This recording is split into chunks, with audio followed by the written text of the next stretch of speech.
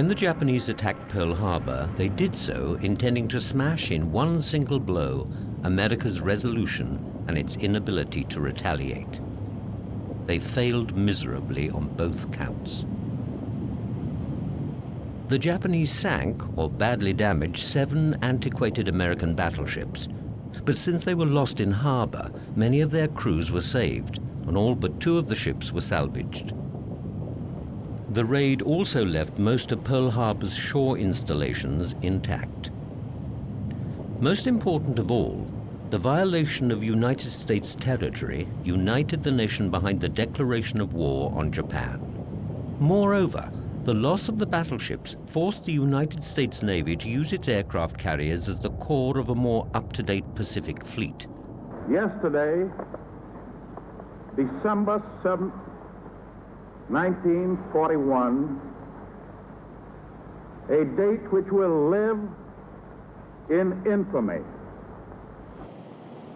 The 1927 vintage Lexington and Saratoga and the much more modern Enterprise were out of port during the raid and were therefore untouched. By 1942, they were joined by the Enterprise's sister ship, Yorktown, and the newly completed Hornet. These carriers were well fitted to take the offensive, for they carried a large number of effective fighters and dive bombers. The Commander-in-Chief of the Central Pacific Fleet in 1942 was Admiral Chester William Nimitz. Within weeks of his appointment, this great leader transformed the morale of his men, infecting them all with his own confidence in a final Allied victory. Following his appointment, Nimitz decided to mount a series of raids on Japanese-held islands in the Pacific. The main reason for these raids, apart from harassing the Japanese, was to maintain the morale of his crews and give them valuable operational experience. On separate occasions, his fleet attacked Japanese bases in the Marshall and Gilbert Islands. Then in March, he took his fleet to attack Wake and Marcus Islands. These strikes were by no means small, and the damage inflicted on all targets throughout the first few months of 1942 was considerable.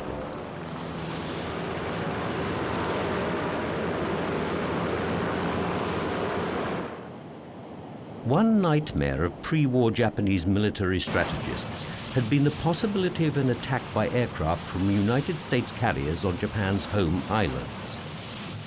Their worst fears were fulfilled when, on the 18th of April 1942, 16 United States Army B-25 Mitchells struck Tokyo. They were led by Lieutenant Colonel James Doolittle.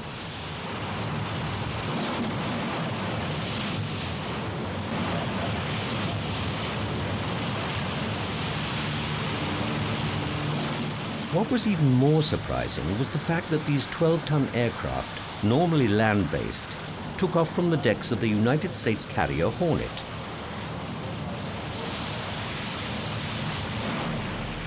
The very heart of Tokyo was bombed, and although the damage was slight, the effect on the Japanese nation was enormous.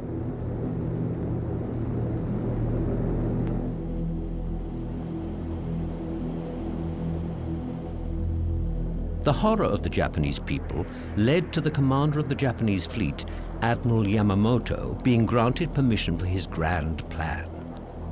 A final showdown between the United States and Japanese fleets. What Yamamoto did not include in his grand plan, however, was the fact that these plans would soon be known by his enemies.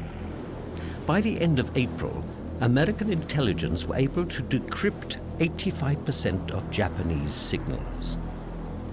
This alone would give the Americans an incalculable advantage in the Pacific.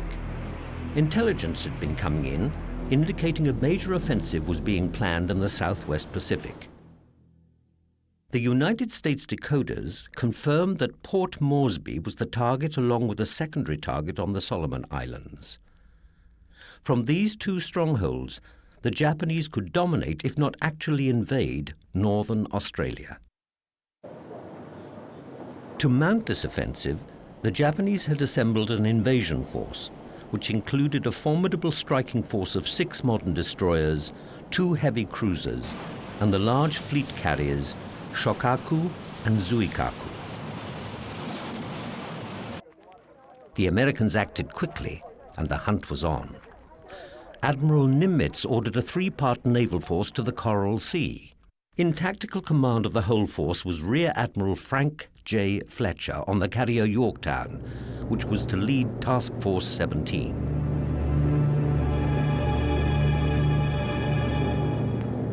On the 1st of May, this force linked up with Task Force 11, commanded by Rear Admiral Fitch on the carrier Lexington, just south of the Solomon Islands. The 2 carriers, carrying 141 aircraft, were escorted by 5 cruisers and 11 destroyers.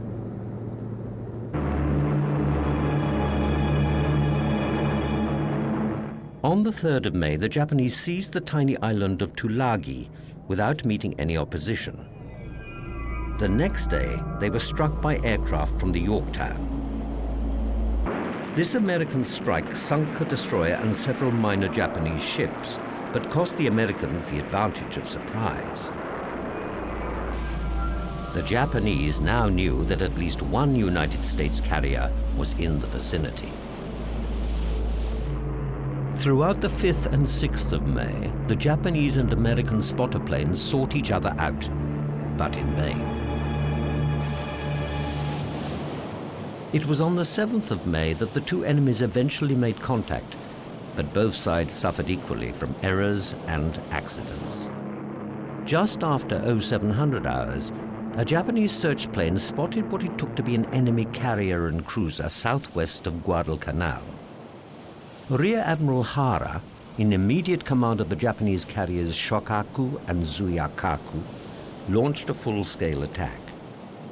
51 dive bombers escorted by 18 Zero fighters took off for the offensive. The 2 ships spotted, however, were in fact the tanker USS Neosho and an escorting destroyer. They were easy targets. However, whilst this attack was underway, news reached Rear Admiral Hara that the real United States force had been spotted farther away to the northwest. All he could do was wait anxiously for his aircraft to return. But it wasn't only the Japanese that made a mistake. At 0815 hours, a United States reconnaissance plane reported seeing 2 Japanese carriers and 4 large cruisers just north of Misiman Island near the tip of New Guinea. Admiral Fletcher on the Yorktown, convinced that he had found the main Japanese force, launched his full-scale attack. 93 aircraft took off from the carriers Yorktown and Lexington. In fact, the reconnaissance pilot had only spotted 1 of the Japanese support groups, 2 cruisers and 2 destroyers. The day was saved by the sharp eyes of Lieutenant Colonel Hamilton, commander of the Lexington's dive bomber squadron. While on the way to attack the support group, Hamilton drifted off course to the east. He spotted a much more important force. A covering force for the Port Moresby invasion commanded by Rear Admiral Arimoto Goto on the carrier Shoho. The American planes were redirected. At first, the highly maneuverable Japanese carrier managed to dodge the American attacks, but Shoho was eventually overwhelmed and sunk.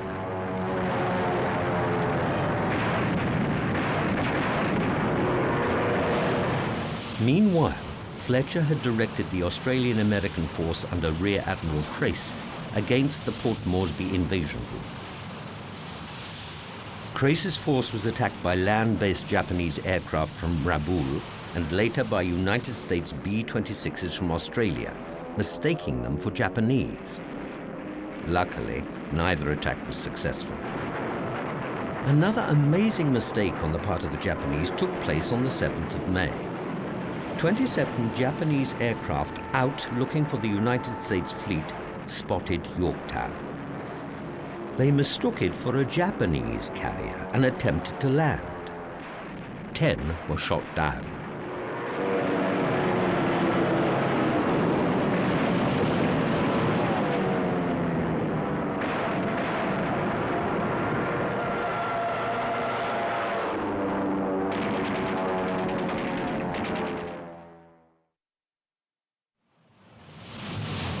News of the loss of Shoho and the presence of a United States-Australian force off Port Moresby persuaded the commander of the invasion force, Vice Admiral Inouye, to delay the attack on Port Moresby. First, he would deal with the United States carrier fleet.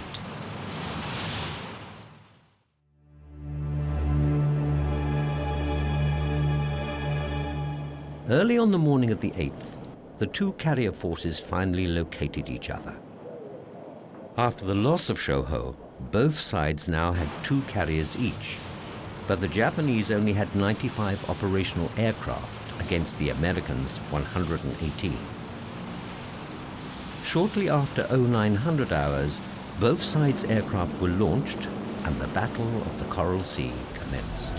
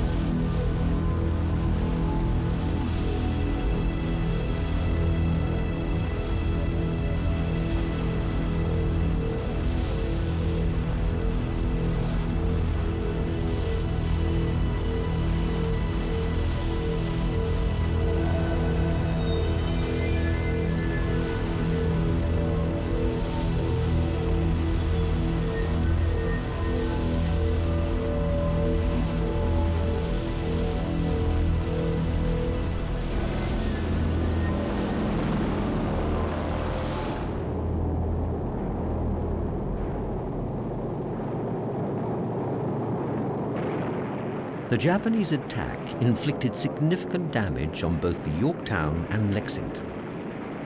Yorktown managed, with clever maneuvering, to avoid the Japanese torpedoes, but bombs exploding in the water nearby badly damaged her below the waterline. Another bomb went down through 4 decks, where consequently it exploded, killing 37 of her crew and wounding 33. The Lexington, bigger and less maneuverable than the Yorktown, was hit by 2 torpedoes as well as several bombs and was listing badly on the port side. Meanwhile, United States pilots were launching an assault on the Japanese carriers Shokaku and Zuikaku. Zuikaku, the flagship, was hidden by a rainstorm, so the full weight of the American attack fell on her sister ship, Shokaku. The few defending Zeros were able to force the first wave of American devastators to launch their torpedoes too far away to make any hits. But the second wave of dauntless dive bombers that followed were much more successful. One dauntless pilot, Lieutenant John Powers, had vowed to sink an enemy carrier unaided. During the attack on Shokaku, he swooped in a daring low-level attack, releasing his bomb a mere 90 meters above the carrier's deck. In the resulting explosion, Powers crashed to his death in the sea. But the damage to the flight deck, caused as a result of his bomb, was so severe that the carrier's aircraft were no longer able to take off or land. Further bombs completed the job. Shokaku had to withdraw from the battle. No longer with air cover, Inouye had to call off the whole operation and withdraw his invasion force. The Battle of the Coral Sea was thus a strategic success for the Americans, but it was marred by a serious and unexpected incident. 2 hours after the last plane had retired from the battle, Lexington erupted in a huge explosion. Ironically, this was nothing to do with the attack, but was caused by a mere spark from a generator, which had accidentally been left running. The fires were fed by petrol fuel and vapor from the ruptured tanks. It took until the next day to put the fire out. but by then the damage was so severe that she had to be abandoned. 2,735 crew were saved, but 216 had died in the fire. She was sunk by a torpedo fired from an American destroyer.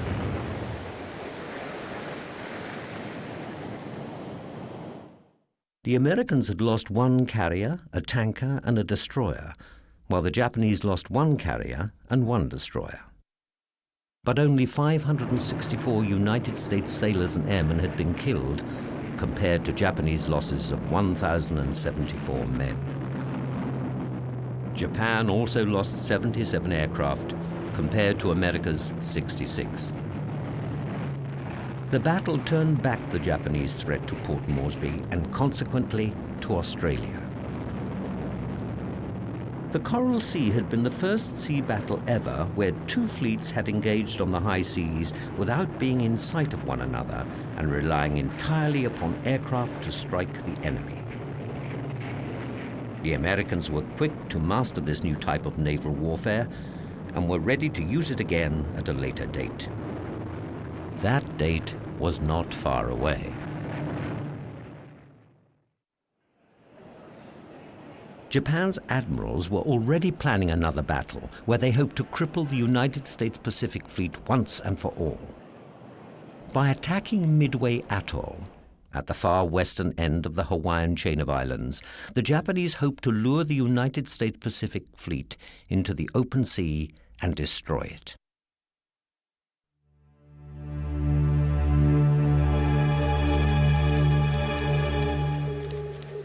On the 20th of May 1942, Allied listening stations around the Pacific picked up a lengthy radio signal in code from Admiral Yamamoto to his fleet.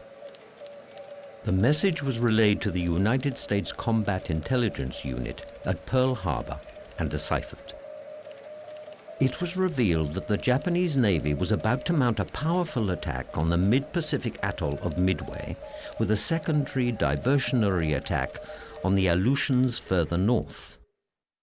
Dutch Harbor in the Aleutians would be hit on the 3rd of June and Midway the next day. Midway Island, a small outpost midway between the U.S. state of Hawaii and Japan and the sentry gate to Pearl Harbor.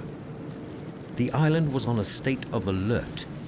They know that somewhere beyond the clouds and the horizon lay the Japanese fleet. Intelligence had reported that the attack on the island was due the next day.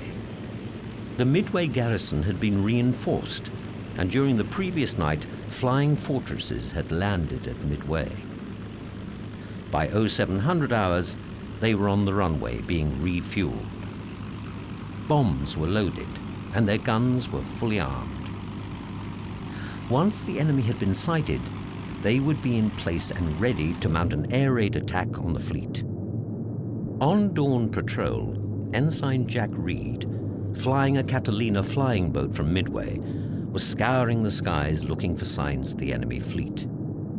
At 0900 hours, he spotted the transport ships and escort cruisers of the Japanese invasion force. A signal was relayed to Fletcher aboard the Yorktown. This target was not his prime concern. He wanted the Japanese carrier striking force.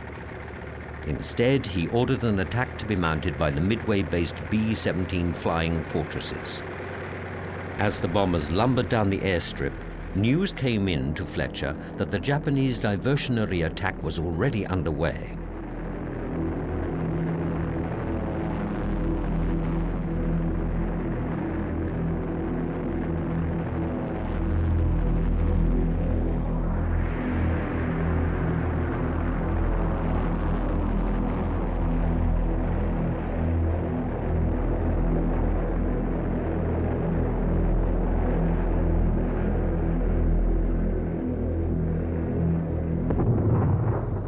Early hours of the morning, the Japanese had attacked the Aleutian Islands. Torpedo bombers and Zero fighters from the carrier Ryujo attacked the United States base at Dutch Harbor on Unalaska Island. They inflicted damage on the oil dumps, barracks, hospital, and a church. However, inexperienced pilots from the other carrier in the force, Junyo, got lost.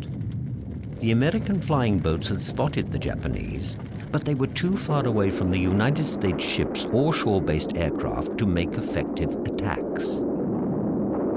Meanwhile, Nimitz, not deceived by this diversion, refused to divert large forces north away from Midway.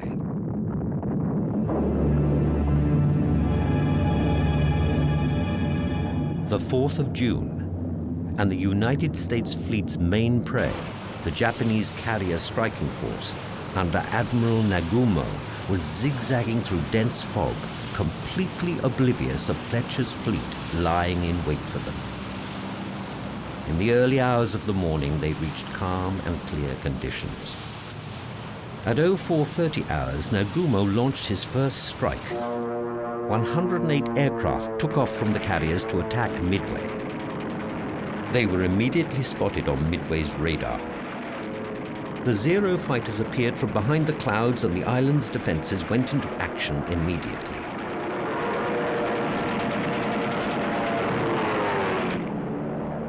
Midway's fighters went up to engage the enemy.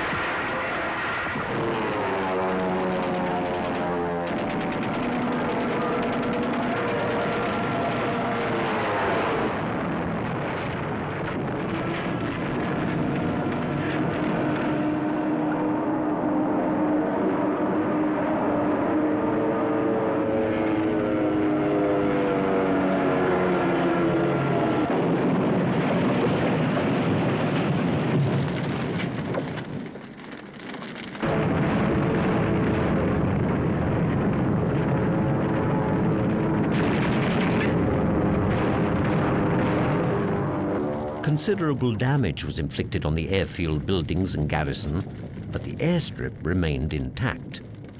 A few transport aircraft were damaged, but most of the fighter and bomber aircraft were in the air and out of the way during the attack. As the fires burned over Midway, the extent of the damage was surveyed. Nagumo was now in a quandary. His first attack had not knocked out the airfield as planned. It was still operational. A second air attack was needed. He had been following Yamamoto's orders and had held back his best air crews, their planes being armed with anti-ship weapons in case the United States fleet had arrived sooner than expected. Yet his search planes had spotted no United States ships, and he needed to finish the job at Midway. Before he had made a decision, however, the Americans made up his mind for him. The bombers from Midway had arrived overhead and were attacking his ships. Although they did no damage, they did change the course of the battle. The Japanese commander ordered his second-wave torpedo bombers to be rearmed with bombs for another attack on Midway. At 0728 hours, 15 minutes after the commander had ordered his aircraft below, one of Nagumo's search planes spotted 10 United States warships some 335 kilometers northeast of the Japanese carriers. Ironically, this plane had taken off 30 minutes late that morning. Had it taken off on time, it would have spotted the Americans 30 minutes earlier and got the news back before the torpedo bombers had been sent below. If this had been the case, Nagumo would almost have certainly sent his aircraft against the United States fleet, and the course of the battle and of the entire war in the Pacific might have been very different. As it was, Nagumo was yet again in a quandary. Should he turn his attention to the United States ships or concentrate on Midway? He halted the rearming. But there was one more question for the Japanese commander to worry about. Did the United States force include carriers? His worst fears were realized when at 0820 hours, a scout reported that the enemy was accompanied by what looked to be a carrier. The news could not have reached Nagumo at a worse moment. His first wave was just arriving back from the attack on Midway and had to land to refuel. What bombers he did have available would have to fly without fighter escort and were only armed with bombs and not torpedoes. By 0918 hours, the Japanese flight decks were full of aircraft, some now rearmed, others being refueled. The carriers were like floating bombs. Also unbeknown to Nagumo, Fletcher had launched his aircraft and was about to attack at any moment.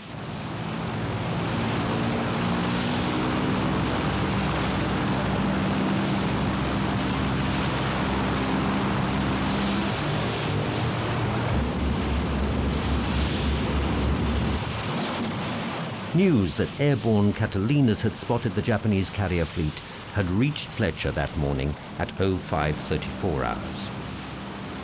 Fletcher had ordered the Hornet and the Enterprise ahead to attack, while the Yorktown waited to retrieve the spotter planes. At 0700 hours, the Hornet and Enterprise, still a long way off from the Japanese carriers, launched their aircraft, 152 of them. They were aware that the Japanese were landing aircraft after the attack on Midway, but they were taking a big gamble, launching from such a dangerous long range. Yet these men were to make, probably, the most decisive naval airstrike in history. However, what these pilots didn't know was that Nagumo had changed course when he decided to reload his aircraft. As a result, the first aircraft had difficulty locating their prey.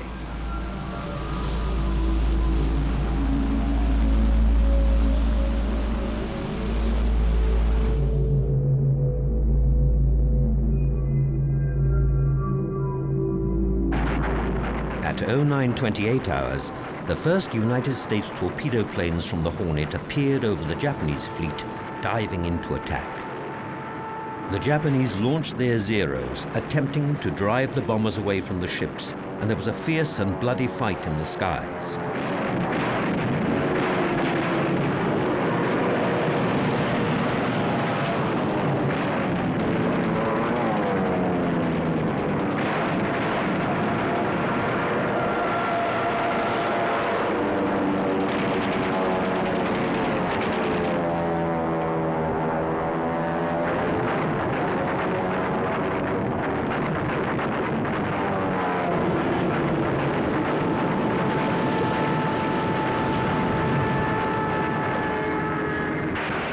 By 0945 hours, another wave of torpedo bombers arrived from the Enterprise, followed by another wave from the Yorktown at 10:15.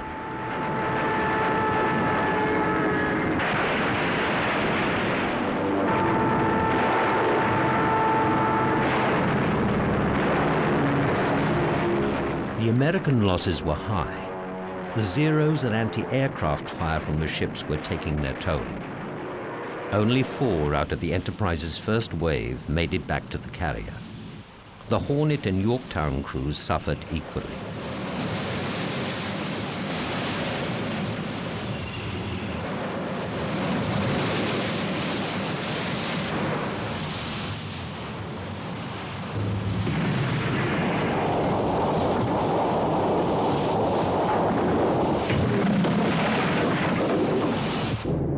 Lieutenant Commander McCluskey scanned the sparkling blue Pacific northeast of Midway Island.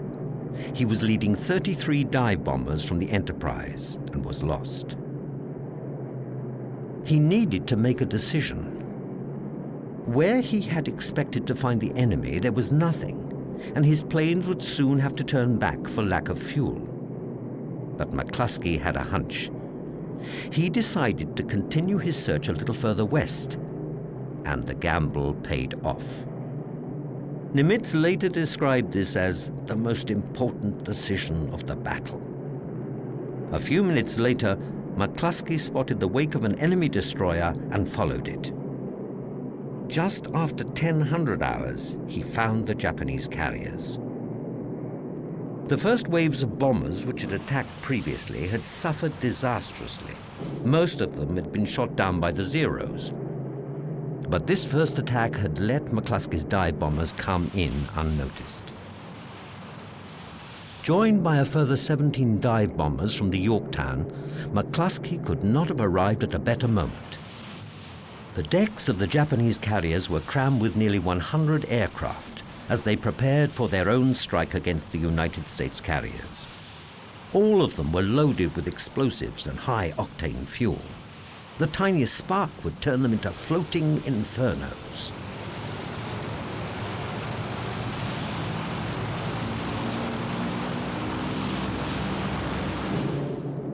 As the Japanese carriers were turning into the wind to launch their aircraft, 50 United States dive bombers were hurtling in from the sky.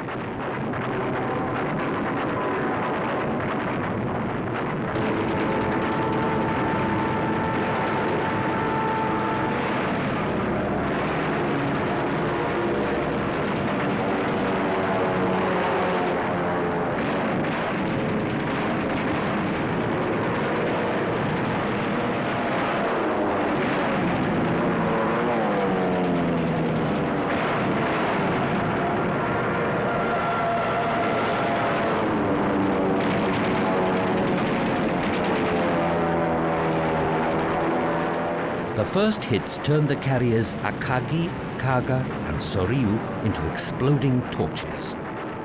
One Japanese sailor later recalled, "The terrifying scream of the dive bombers reached me first, followed by the crashing explosion of a direct hit. There was a blinding flash and then a second explosion, much louder than the first." Within minutes, most of the Japanese First Air Fleet had been wiped out. The fourth carrier, Hiryu, was saved and tried a desperate counterattack. At 1200 hours, she launched her aircraft against the Yorktown.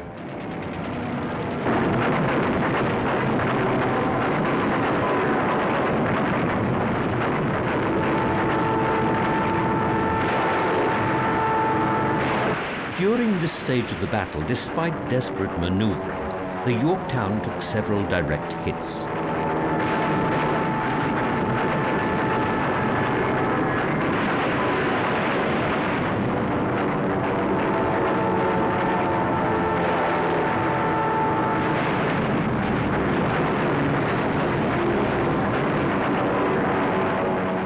You can see here how a large carrier with her powerful engines can turn dramatically on full rudder.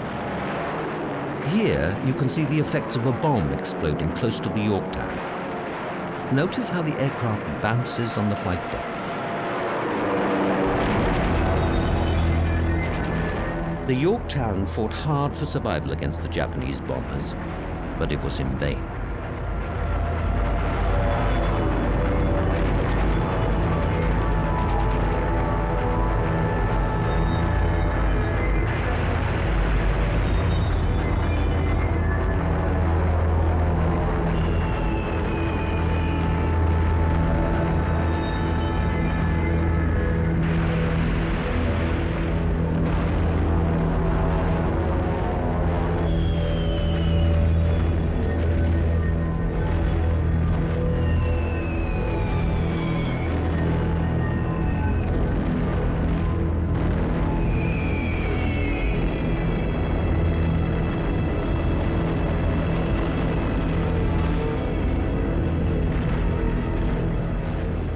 By 1440 hours, following another direct hit from a torpedo, the Yorktown was so badly crippled that Fletcher had no other alternative than to abandon her. He handed command over to Admiral Spruance, commander of Task Force 16. At 1700 hours, Spruance launched his aircraft from the Hornet and Enterprise. Their mission? To attack the Hiryu.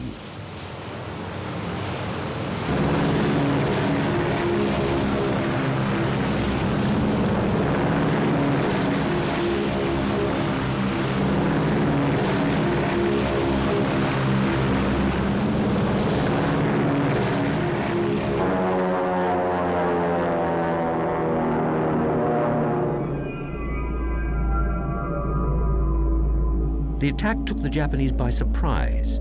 Once again, the aircraft were on deck as they were preparing for a twilight raid on the remaining American carriers.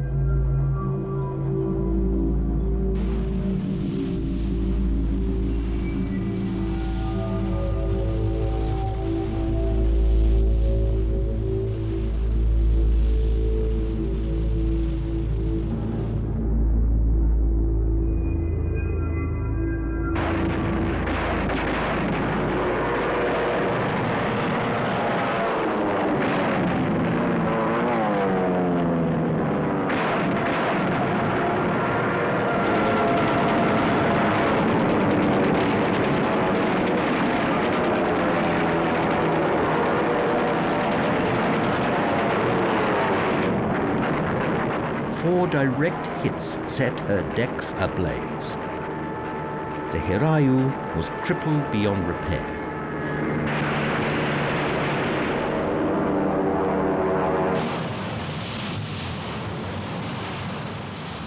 During the night of the 4th of June, whilst the United States crews on board Hornet and Enterprise prepared their aircraft for the next day's battle, the Japanese carriers Soryu and Kaga sank to the bottom of the ocean.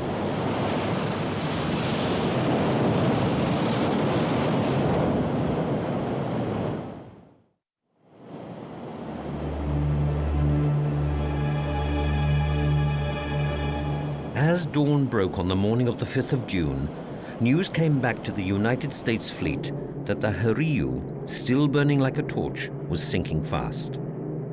Shortly afterwards, reports came back that the remaining Japanese carrier, Akagi, had followed the same fate as the other three. 4 of Japan's finest carriers had gone.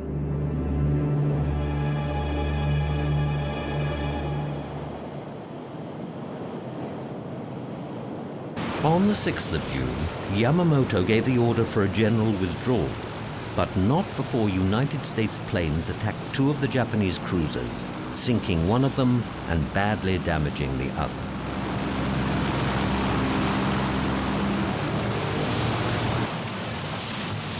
On the morning of the 7th of June, damage-controlled crews boarded the Yorktown in an effort to save her.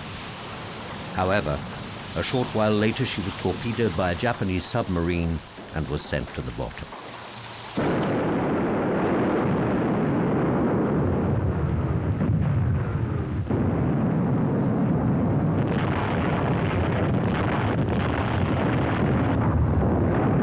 Also on this day, the Japanese landed on the islands of Attu and Kiska in the Aleutians, capturing little more than a weather station. These 2 westernmost islands in the Aleutian chain were so peripheral that they were of little consequence to the Americans. In fact, so much so that it took 4 days before the Americans actually knew they were there, and even then made no immediate effort to regain them.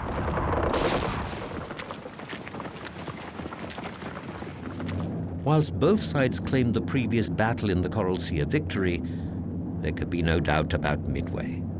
The United States had destroyed the Japanese main striking force of 4 carriers and a heavy cruiser, 322 aircraft, and almost 5,000 men and officers. The United States Pacific Fleet, far from being destroyed as Yamamoto had promised, had won a remarkable victory. And what's more, as often happens in military history, they won a victory against an enemy far superior in terms of numbers. Whilst the Japanese effort was compromised by poor strategy, tactical error, and misfortune, the Americans were aided by excellent intelligence, naval air organization, tactical command, and most important of all, a great deal of luck. Despite the loss of 1 carrier, 137 aircraft, and 307 men, the Americans had turned the tide of the war in the Pacific.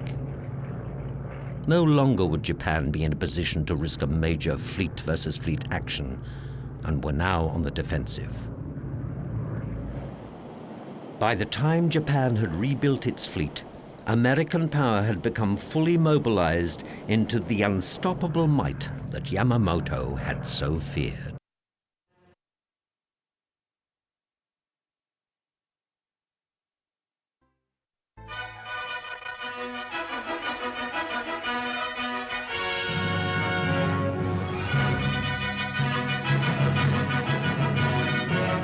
This is the epic story of the Battle of Crete, one of the most bitter and exciting battles fought between German and Allied forces during the whole of the Second World War. The decisive action took place in May 1941 over 5 days, and twice its outcome hung in the balance. By the end of the third day, the number of German losses exceeded the total of all losses in all other theaters since the outbreak of hostilities. Yet, despite overwhelming odds, 8,000 men defeated an Allied army nearly 5 times its strength. These were the brave airborne soldiers of the Fallschirmjäger.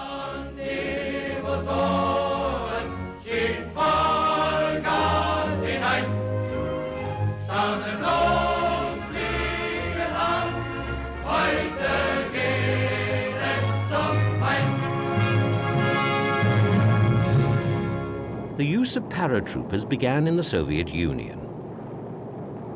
At the 1936 Red Army maneuvers, astonished foreign military attachés watched 1,500 Russian soldiers parachute into action.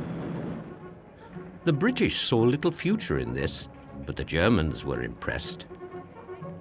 Here was a new military skill, exactly suited to their new concept of war, blitzkrieg. No time was wasted in training their own new division of parachute troops. The Fallschirmjäger was made up from tough, hand-picked volunteers. They used the equally tough and reliable workhorse, the Junkers Ju-52, to drop their soldiers. This machine could carry 12 parachutists who jumped from the aircraft on the port side. The parachutists wore special protective boots, knee pads, overalls, gloves, and helmets.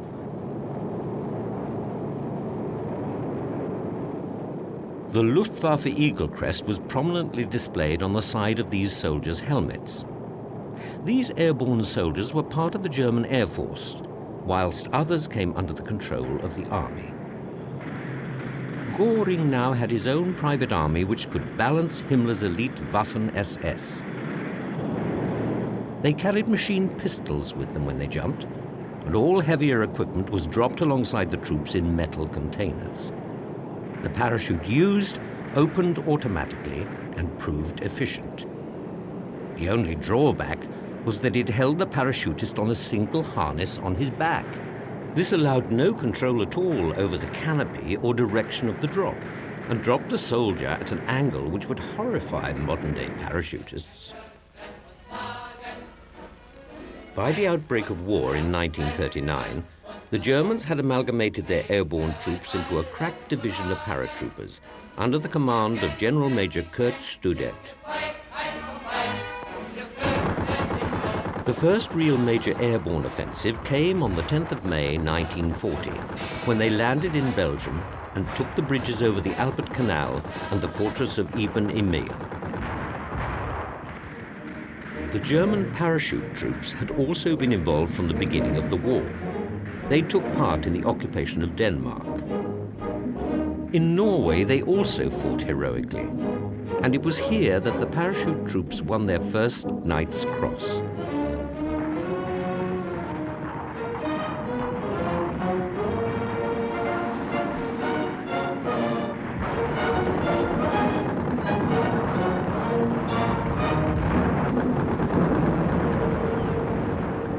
In early 1941, Hitler came up with his plan to invade Russia.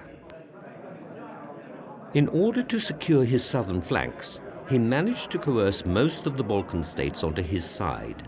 But at the end of March, with the military coup d'etat, the Yugoslavians decided to break ranks. A furious Hitler invaded Yugoslavia and Greece on the 6th of April, 1941. It was a classic blitzkrieg campaign, swift and decisive.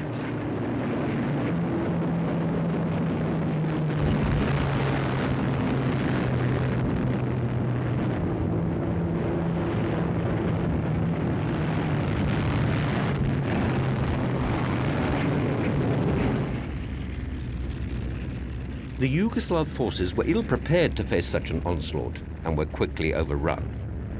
The Germans entered the capital Belgrade on the 12th of April, and Yugoslavia surrendered 5 days later. Greece held out a little longer, but the British contingent were forced back and had to be evacuated by the Royal Navy.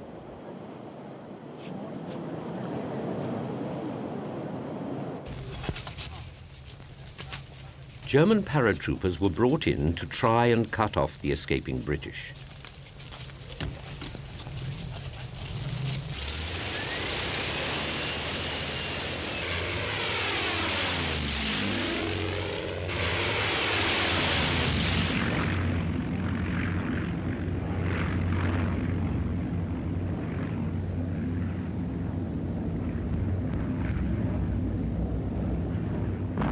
One of the remaining strongholds was the Corinth Canal, the small bridges there constituting the sole line of communication between the Peloponnese and mainland Greece.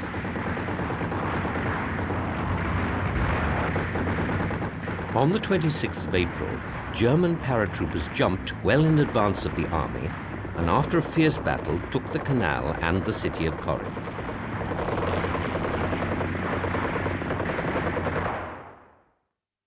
The British had been driven from the mainland, but still occupied the island of Crete.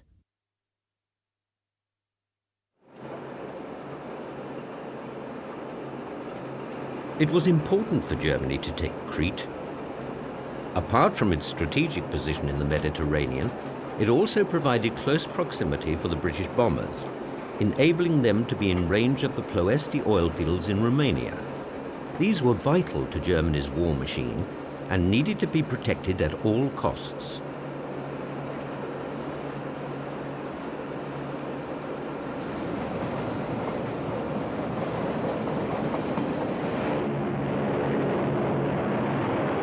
Likewise, German-Italian shipping routes throughout the Mediterranean were also under threat from the Royal Air Force and the Royal Navy.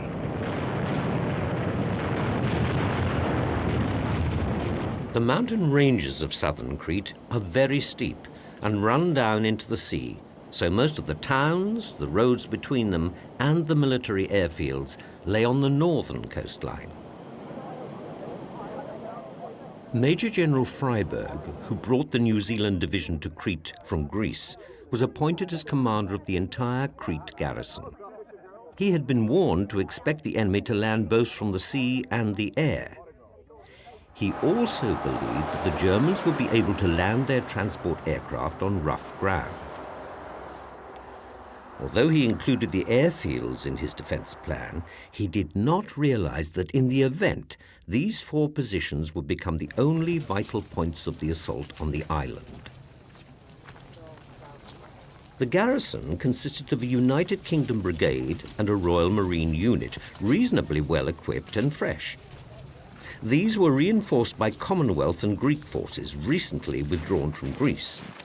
These, however, were tired and without heavy equipment or transport. But the bulk of the force making up the strength of the garrison were ready and equipped to put up a strong fight. In total, there were almost 40,000 troops under Freyberg's command. They had motorized transport and heavy guns. Extra supplies to defend the garrison were also brought in by sea. The British were ready to defend the island at all costs. They knew full well that in German hands, Crete would be very dangerous for their position in North Africa and the Mediterranean. There were also a number of aircraft of the Royal Air Force. Freyberg also had at his disposal small tanks and armored personnel carriers. In Greece, the paratroopers were preparing.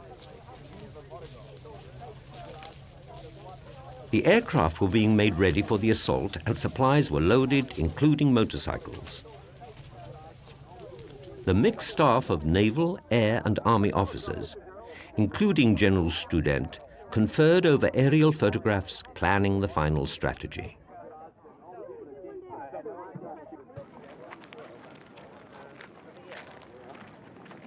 Student spent much of his time with his paratroopers.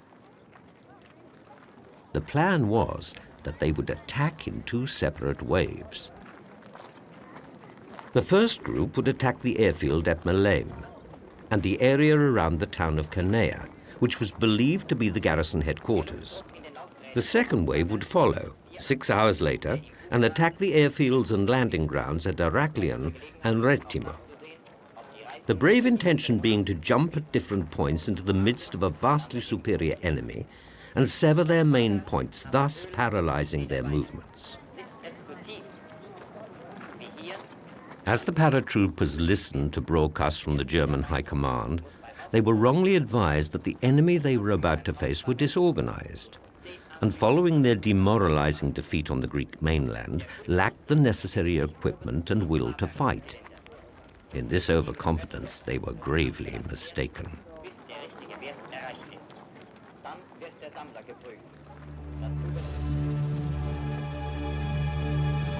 The orders to attack were transmitted from the general headquarters and were sent by dispatch rider to the airfields of the waiting parachute commands.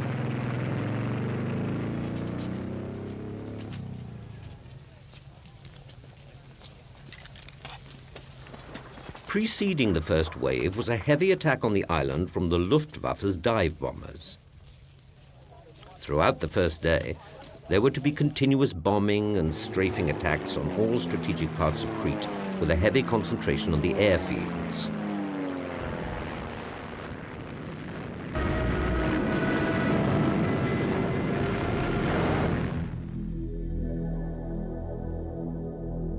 These airfields were irreparably pitted with bomb craters, and almost all of British fighters were destroyed on the ground.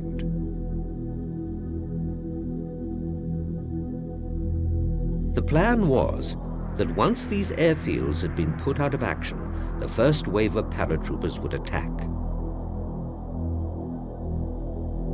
The capture of Maleme in the northeast corner of Crete with its 600-meter runway was vital to the success of the whole operation. To the east lay Canea, General Freiberg's headquarters, and also the island's main garrison, defended by a New Zealand regiment.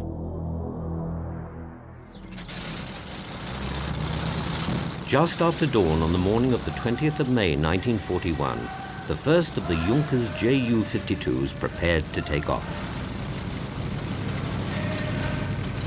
As the 12 paratroopers boarded their aircraft, there was an air of apprehension.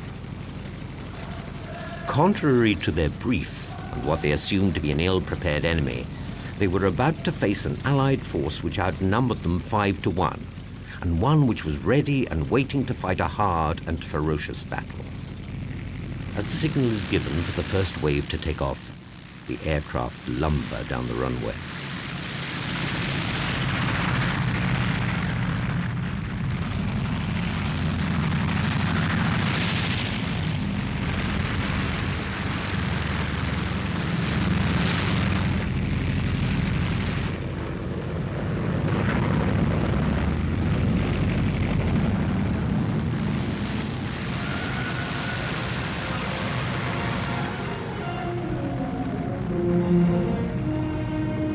This was the start of an airborne legend.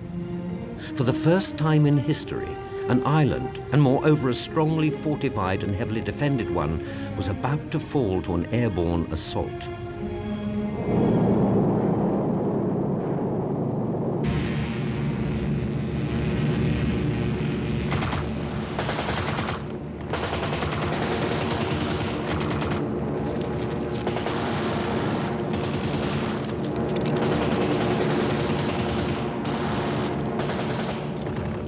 The first group of 90 men, led by Lieutenant Gentz, landed in a hail of gunfire at approximately 0700 hours.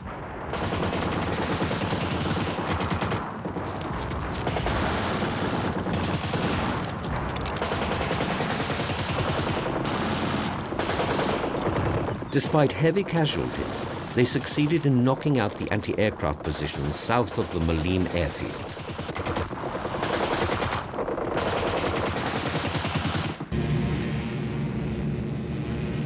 They were followed by another force led by Major Koch, whose orders were to consolidate and then launch an attack on the airfield itself. The sky was awash with hundreds of white parachutes. However, things soon started to go wrong. One company landed as planned, but the two other companies were blown off course and consequently landed in the middle of a strong British position. Major Koch was wounded within minutes, along with over half of his men. The planned assault on the airfield was impossible under such conditions. However, the other company managed to fight their way to the western perimeter of the airfield and succeeded in securing the western and southern perimeter defenses. The next company dropped into an area northeast of the airfield and were initially unable to consolidate. Scattered all over, they came under heavy fire from a hill known as Point 107. Another group, under the command of General Major Randall, successfully landed in the vicinity to the west of the airfield. But Randall was seriously wounded as the force came under heavy fire from the British. It was impossible to secure the airfield. The paratroopers were having enough trouble securing their own positions. And to compound the problem, a counterattack from the British was expected at any time.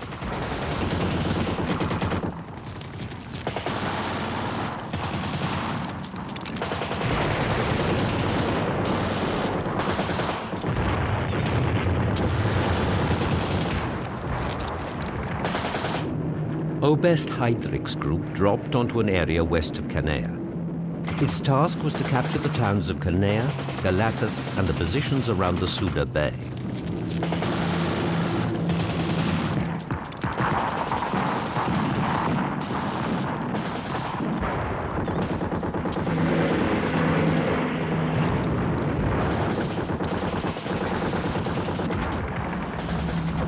Major Heilmann's battalion parachuted into the middle of a surprised but very determined force of New Zealanders and met with fierce opposition.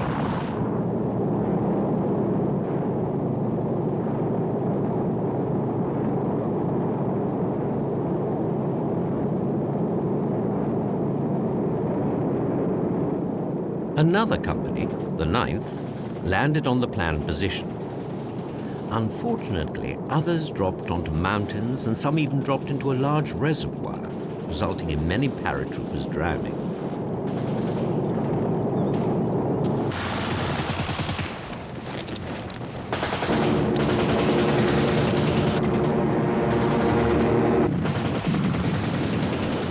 The fighting around the town of Galatas was a fierce and bloody struggle which went on for the remainder of the day with no significant ground gained.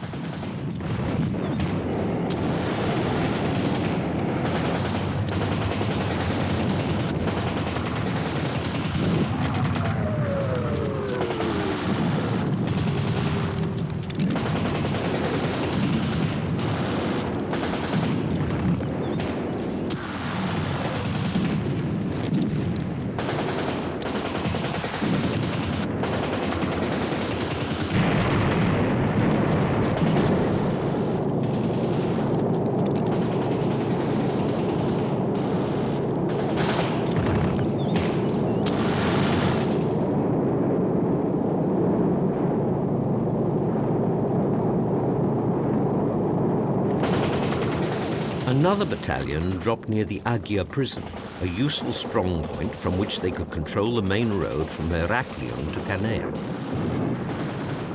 They landed near their target, but immediately came under heavy fire.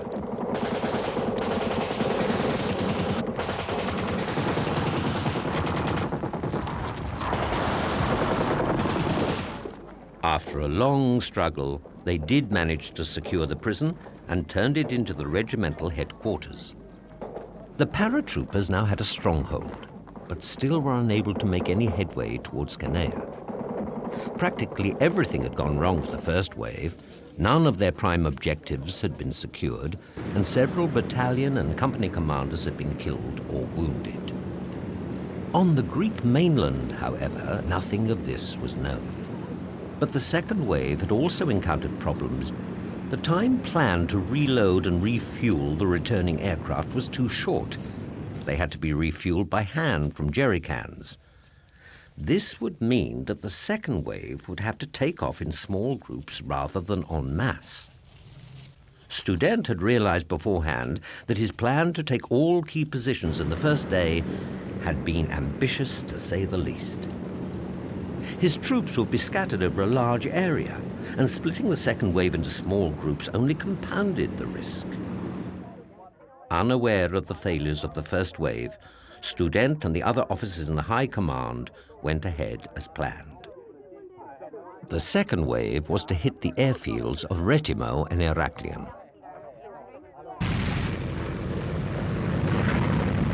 The first groups took off at 13:30 hours en route to Retimo.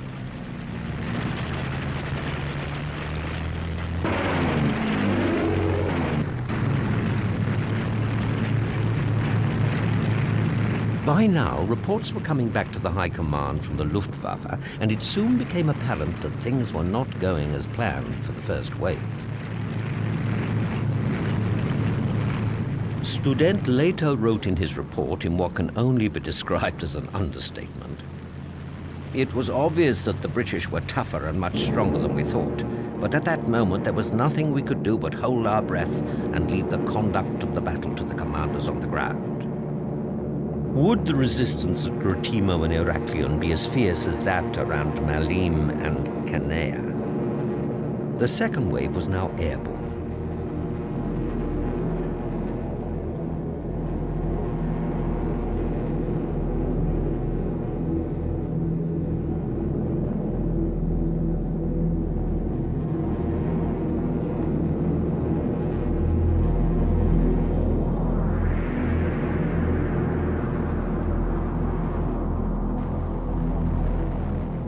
As they approached the coast of Crete, a handful of British fighters were there to repel them, but resistance was light, and the Junkers Ju-52s forged ahead.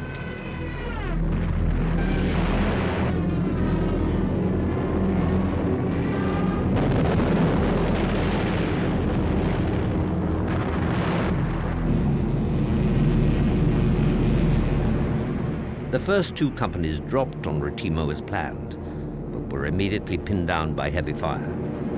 The third company landed some 5 miles away and succeeded in capturing a hill overlooking Retimo airfield.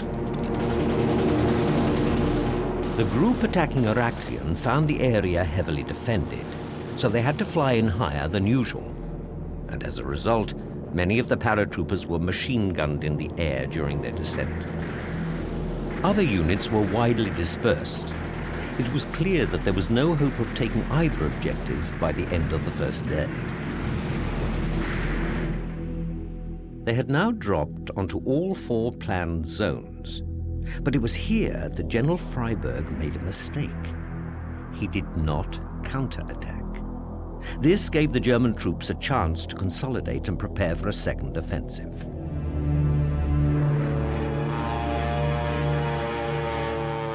The next morning saw a heavy attack by the Luftwaffe, concentrated around Malim airfield. Although the Battle of Crete was still hanging in the balance, the Allies, by not attacking the German forces during the night whilst they were scattered and disorganized, had lost their best opportunity. By counterattacking in force, they could have swept the Germans into the sea. Now it was too late. Whilst the attack came from the air, the paratroopers on the ground at Malim managed to capture 2 heavy guns and turned them on the Allies. By 1400 hours, 2 more companies had landed at Malim, and before long the whole area around the airfield became a massive battlefield, each side gaining ground. After a hard fight, the airfield defenses were finally overrun, and the German forces had cleared the path to land further forces and reinforcements. By 1500 hours, the Ju-52s began landing, and with them came fresh troops and heavy artillery.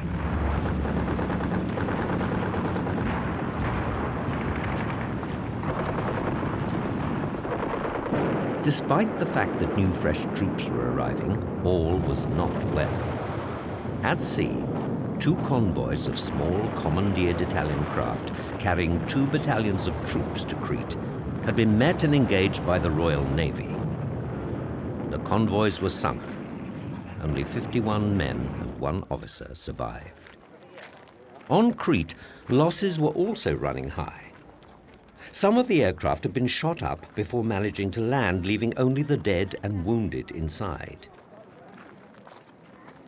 Fierce resistance from the Allied forces were taking a heavy toll on German casualties. 1 complete battalion, save only 5 survivors, had been wiped out in 1 battle alone. The seriously wounded were being sent back to the mainland in the Junkers, which had landed with fresh troops. Almost 40% of Student's initial assault force in the first 2 waves were now dead, wounded, or being held captive. But as reinforcements came in, it appeared that the worst phase of the battle was over.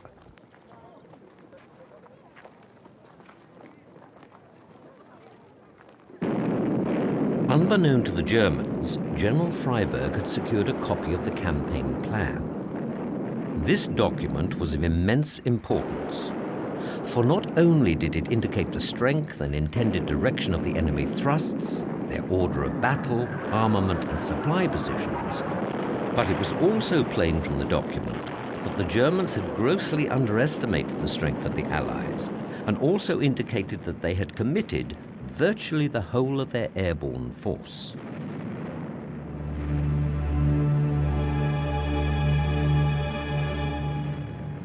When May the 22nd dawned, the worst phase of the battle was over for the Germans. However, this was not apparent to Hitler and his advisors, who were dismayed at the losses and would not allow any mention of the Crete landings in the press or on the radio. The deployment of new troops and reinforcements continued regardless of the fierce resistance from Allied troops all over the island. The new divisional commander, General Major Randall, had been brought in to assume command of all forces in the Maleme area, organizing his scattered forces into 3 battle groups. Camp Group Saita was to protect the Maleme area from any threat from the west and push towards capturing Castelli. The second group, under Oberst Ramke, was to strike northwards to the sea and protect the airfield, and then extend eastward along the coast. And the third group, under Oberst Utz, was to move eastward into the mainland with a flanking movement through the mountains.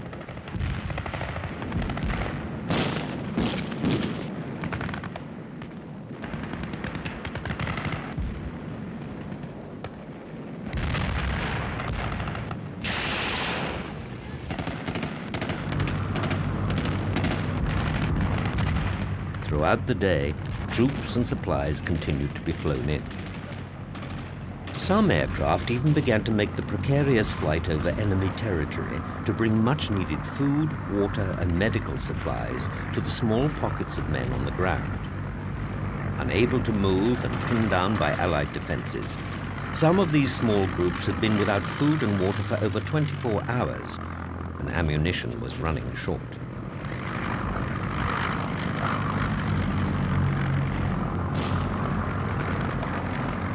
Near Heraklion, one regiment had found itself pinned down by an Allied force of over 8,000 men.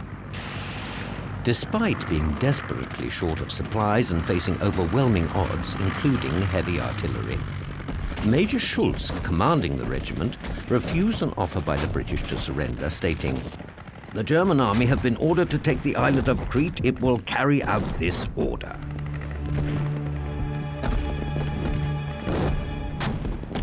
On the west of the island, one battalion had progressed towards Castelli and reported hard fighting against armed civilians. These partisans had carried out frightful atrocities on the wounded and dead Germans. 135 out of 550 had been mutilated beyond recognition.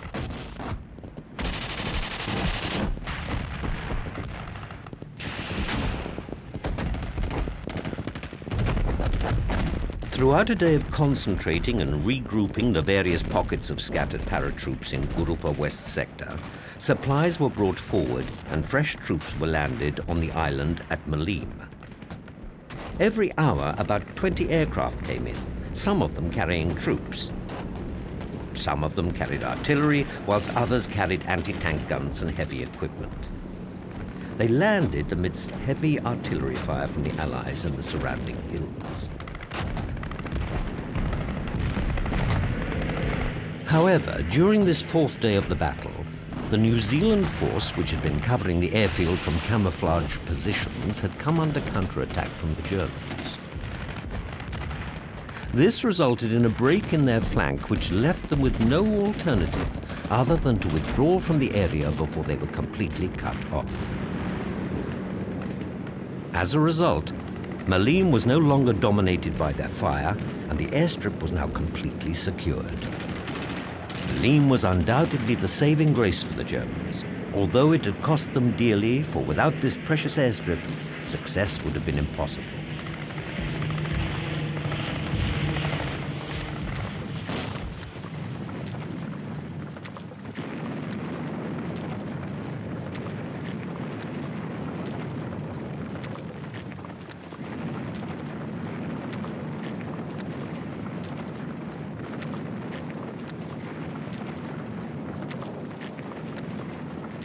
The Germans were now pushing south to reinforce the group under Oberst Utz. The second force of 2 companies worked its way towards the south coast to strike and secure the town of Paleo-Ora. Operation Mercury, as it was codenamed by the German High Command, was beginning to gather momentum.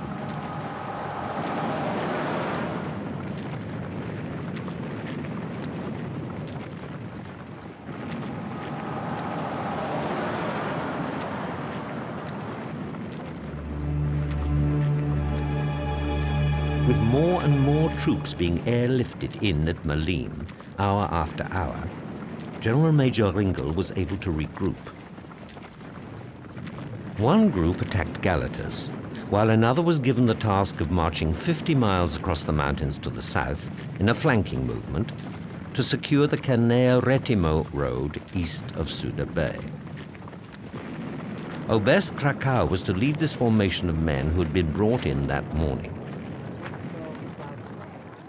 On May the 24th in Germany, news was released that German paratroopers had been battling against part of the British Army on the island of Crete since the early morning of May the 20th, a sign that Hitler was beginning to feel confident in the success of the operation.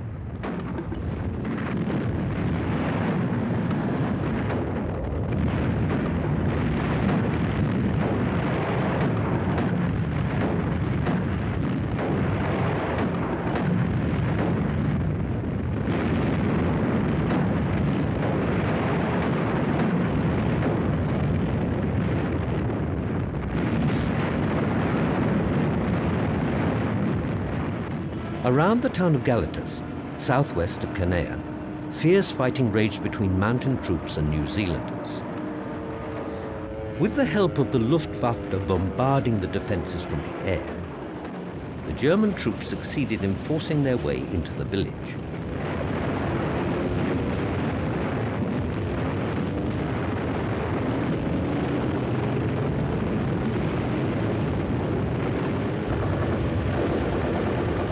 On the morning of the 25th, Oberst Heydrich's paratroops, surrounded in what was known as Prison Valley since their landing on the morning of the 20th, came into contact with fresh reinforcements. They attacked the area around the town of Castelli. Thrust and counter-thrust was accentuated by the crashing sound of artillery shells and the scream of the Stukas overhead.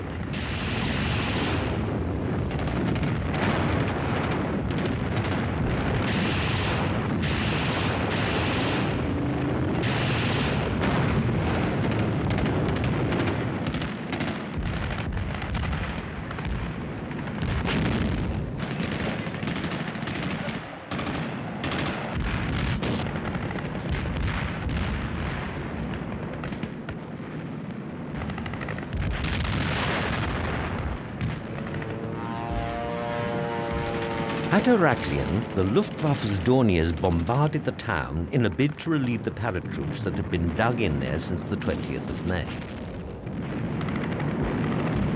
The British had been trying to bring in supplies and reinforcements by sea, but the bombers prevented those ships from docking.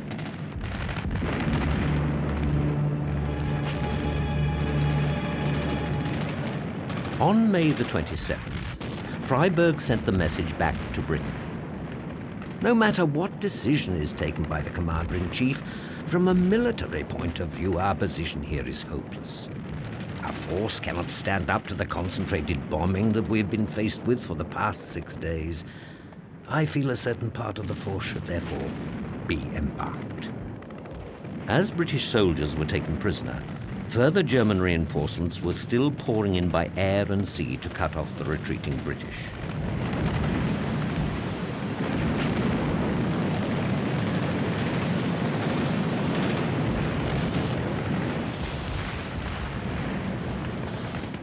On May the 27th, the British gave the order to evacuate the island, and the troops started to withdraw southwards.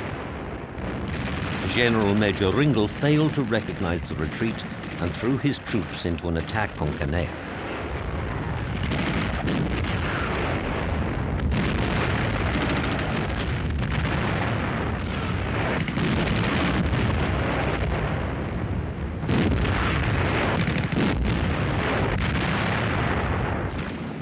By late afternoon, despite counterattacks by the New Zealand and Australian forces, the Germans had penetrated the town, and Canea and Suda Bay fell into German hands.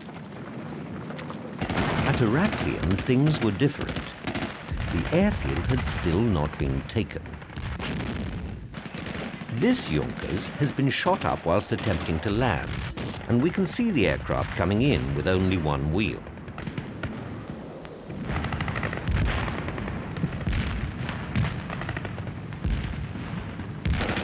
Lucky escape for those on board.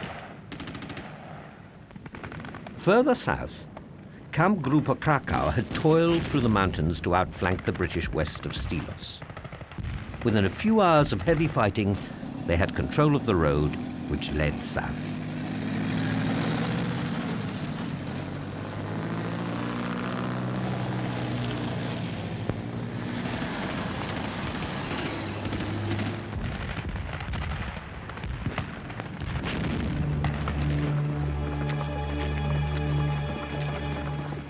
By May the 28th, the evacuation of the Allies had begun, and there followed a steady stream of Royal Naval vessels taking the troops off the island.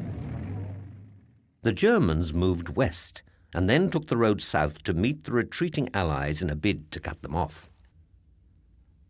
There was fierce fighting, but the Allies managed to hold off the German advance, allowing the Royal Navy time to make several return journeys to get their troops off. They managed to get nearly 15,000 men to Egypt, but the passage had cost the British Mediterranean fleet dearly from the attacks by the Luftwaffe.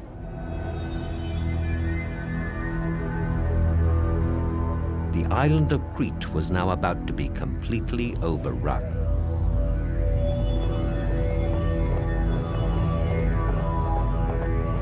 By May the 30th, the whole of Crete, except the port of Sfakia, was in German hands, and pockets of the Allied troops were being rounded up. Malim, Canea, Suda Bay, Retimo and Heraklion had all fallen to the invaders, and when the German troops entered the towns, they found very little resistance.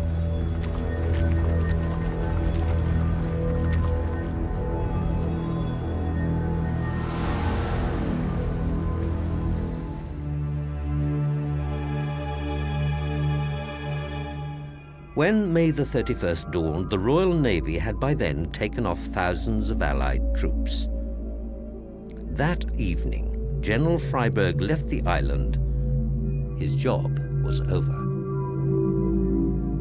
The order for capitulation the next day had been given. The island of Crete had fallen.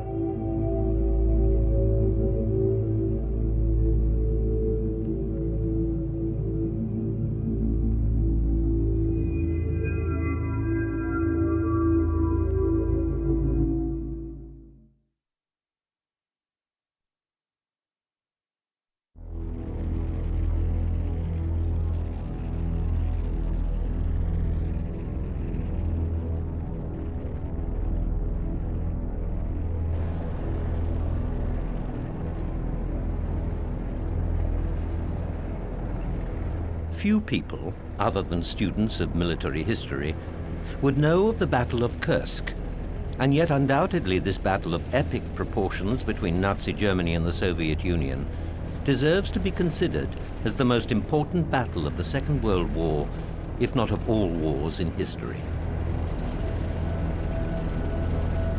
More than 6,000 tanks and over 2 million men clashed there, and the Russians, for the first time, brought a halt to a German blitzkrieg. The build-up for the attack on Kursk had taken 3 months. The battle lasted only 2 weeks. By the end, Germany had lost the initiative, never to regain it. Codenamed Citadel, the Battle of Kursk was the largest clash in the history of the world and possibly the most decisive battle of World War II. Vast armies on both sides were engaged. Never before had there been such a massive force assembled of men and armor. And over the battlefields, in the war in the skies, one of history's most costly single days of aerial combat ever recorded took place. The battle of these Titan forces unleashed armored and aerial clashes of unprecedented scale and ferocity, as both the Russian and German forces confronted each other in this mammoth fight. This was the last great German offensive on the Eastern Front, and in effect, Hitler's last great gamble before the war in the East was irrevocably lost. Its aim was to claw back the strategic initiative from the Russians after the surrender of the Sixth Army at Stalingrad, ultimately turning the course of the war in favor of Germany. Coupled with the British victory at El Alamein in North Africa and the Anglo-American landings in French Northwest Africa, which coincided with the Stalingrad disaster, the tide seemed to have turned fully against Germany and her allies. The Wehrmacht had lost a great deal of its aura of invincibility as a result of the recent defeats. Hitler desperately needed a victory to win back the respect and morale of the German nation. The location chosen by Hitler for this titanic battle was the Kursk salient in the heartland of the Ukraine. No effort was to be spared.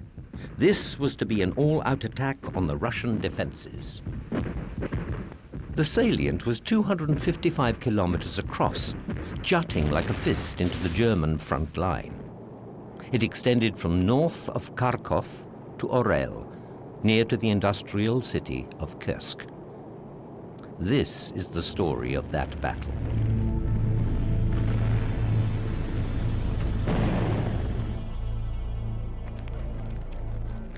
Following the massive defeat at Stalingrad, within 4 hours of his defiant message to Hitler, Field Marshal Friedrich Paulus, on the 31st of January 1943, surrendered his Sixth Army to the Russians.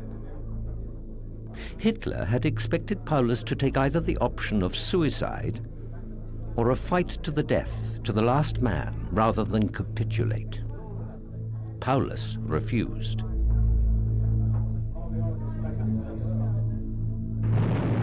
During the early months of 1943, despite the many setbacks and disasters, the German army did not lose its determination. The soldiers continued to fight on, regardless. In fact, the German General von Manstein and his army group had halted the Russian advance after Stalingrad and had driven it back at least part of the way. By the end of March, the situation had once again stabilized, Kharkov and Stalino falling back into German hands. Unlike many of his generals, however, Hitler believed that limited attacks would serve as a morale-boosting exercise to the German people. By the April of 1943, with the arrival of the spring thaw, the fighting began to die down, and the German army on the Eastern Front now faced a bitter choice between inaction, which would surrender the initiative to the Soviets, or further offensive operations, with its strength badly weakened by the Russian offensives of the previous winter. Kursk, however, remained in the Soviet grasp. Germany could not be seen to falter. It must remain on the attack. Hitler could not bear the humiliation of defeat. In an operation codenamed Citadel, Hitler and his generals chose to attack the deep salient in the region of Kursk that had been left by Field Marshal Erich von Manstein's mobile defense of the previous winter. During the months of April, May, and June, the endless supply of troops and equipment poured in towards the Kursk salient.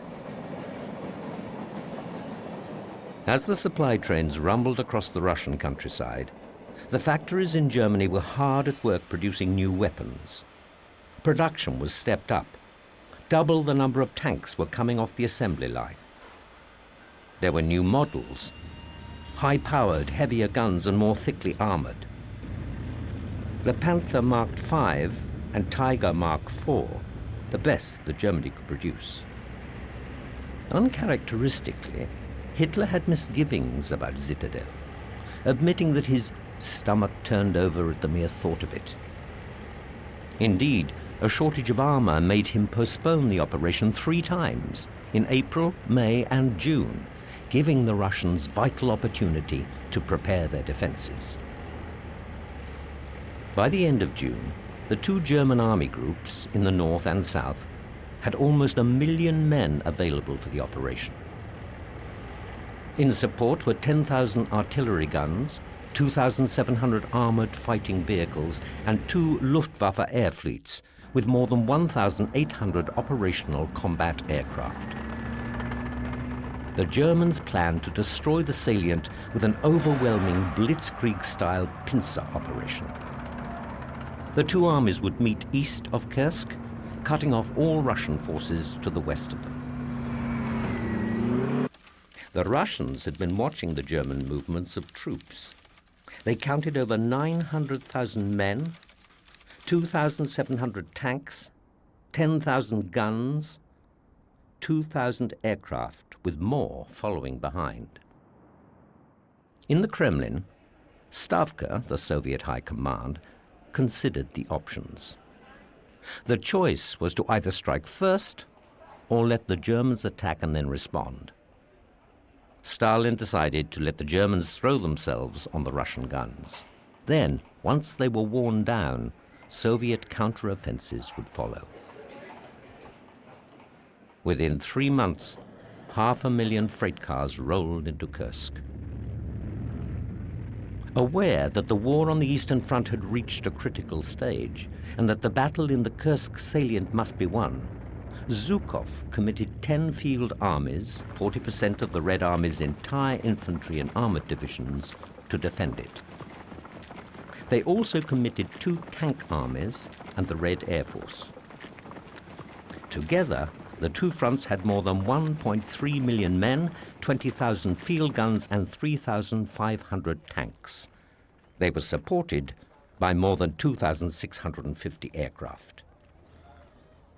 In reserve was a newly formed steppe front under General Ivan Koniev, with over 500,000 men, 1 more tank army, and even more aircraft. The countryside over which the battle would be fought was lightly wooded and rolling, crossed by several rivers and deep ravines, most of which ran east-west, thus forming natural obstacles against the planned German assaults. Starting in April, the Russians built successive belts of trenches protected by barbed wire and minefields. Von Manstein, commander of the German Army Group South, had not been enthusiastic about Hitler's plan.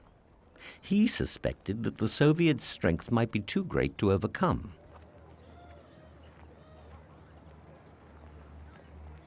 Himmler arrived to inspect the pride of the SS, 3 divisions of them. The Leibstandarte, Das Reich, the Führer's own regiment, and the SS Panzer Division Totenkopf, the Death's Head. On the northern salient, the 4th Panzer Army stood, the most powerful force ever put under a single command in the history of the German army, waiting for the moment, waiting for orders. More than 500,000 mines were laid in the first trench system alone, More artillery was massed in the open country between the trench systems. On the 2nd of July, Lucy warned Stavka that the German attack was imminent.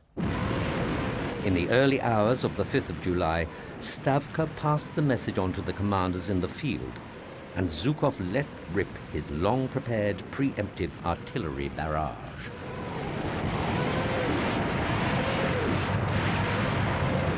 It was 2:20 a.m. on Monday, the 5th of July, 1943, and the massed German armies were taken by surprise.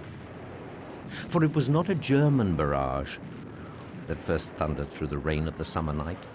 The Red Army, warned of the imminent German attack, had let loose their artillery first. The sheet of light burned from one side of the sky to the other. Flashes from heavy artillery sighted well behind the Russian front line created a distant, flickering white light. Nearer guns produced a yellowish flare, while closest at hand, multi-barreled Katyushka launchers fired rockets, their flight marked by a trail of red flame. Tens of thousands of rockets, screaming nerve-tearingly as they flew, crashed down hour after hour upon the German soldiers. The barrage reached its crescendo at dawn. The Germans, caught unawares, did not take long to respond. In the early hours, they returned fire with over 1,000 of their guns. In the north, rain-soaked soldiers of Model's 9th Army began to climb out of the shell-battered holes in which they had crouched all night. German artillery, having recovered from the Soviet bombardment, let loose its own massive barrage, which consumed in a few hours more shells than the Germans had used in both the Polish and French Blitzkrieg campaigns put together. The German foot soldiers fought their way across the minefields and through the barbed wire to the first Russian trench lines. Using hand grenades and machine pistols, they advanced on each trench and dugout. Already it was proving an exceptionally bloody and ferocious struggle.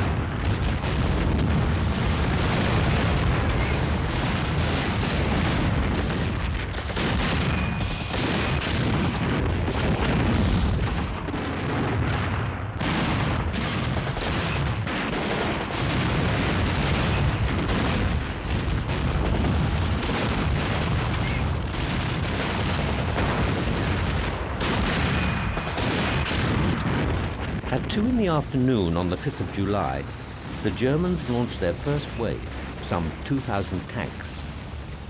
Their firepower and mobility were even greater than the earlier Blitzkrieg across Europe. But greater still was the strength of the Russians, laying in wait. One German tank commander later stated, "We had been warned to expect resistance, but never had I seen before such an overwhelming strength of Russian numbers as on that day." A few Porsche Tigers broke through the Russian defenses in small groups, but the new Panther tanks were less successful. Everywhere they were hounded by the Soviet infantry. The Red Army's chief of staff, Marshal Georgy Zhukov, was known throughout the army as being a tough man and not one to show mercy in war. But it transpired later that even he, the hardened warrior, felt sorry for those that had been on the receiving end of his army's barrage. He wrote later, We all felt and heard the hurricane of fire and imagined the frightening picture on the enemy side, pressed to the earth to escape the furious hail of bombs and shells.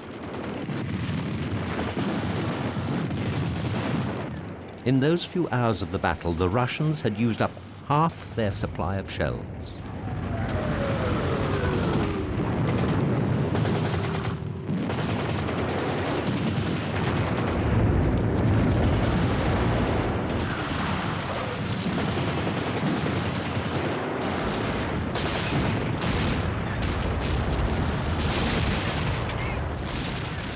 The fury of Model's assault shook the Russians, though the bravery of the Russian infantry succeeded in holding it at first.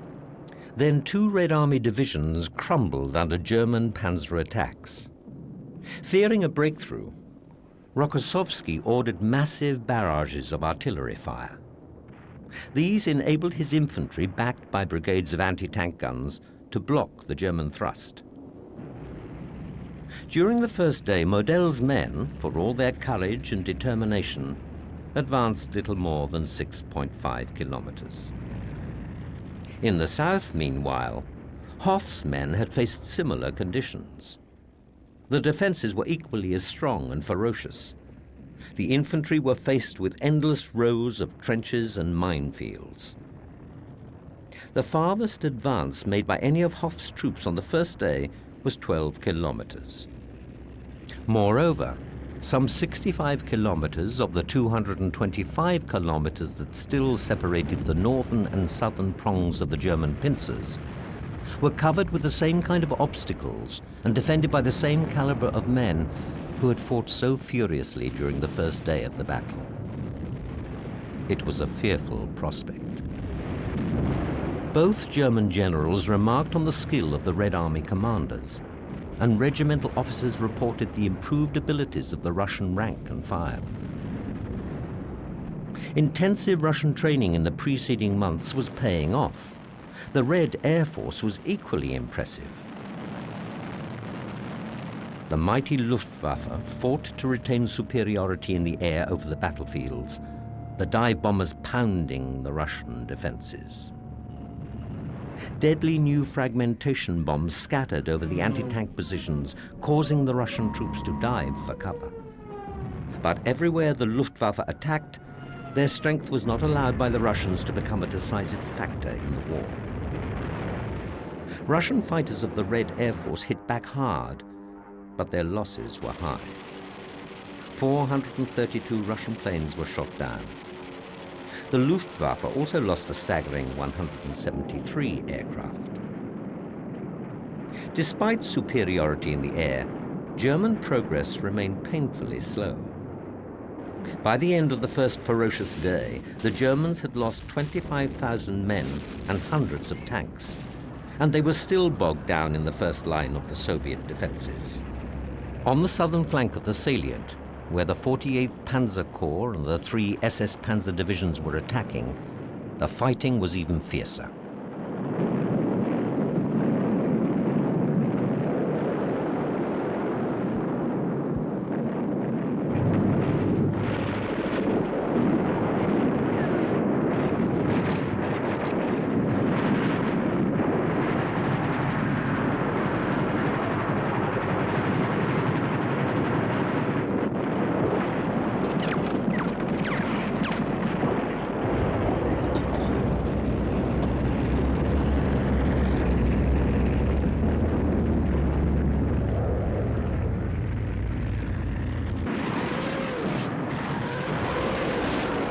The spearhead managed to dent the Russian defenses, their first light of a possible success. Under a barrage of intense fire, the SS divisions were forced to spend the first night of the battle in swamps. As the darkness came and night fell over the field of battle, the troops were not allowed to rest. The battle raged on both sides just as fiercely as it had been during the daylight.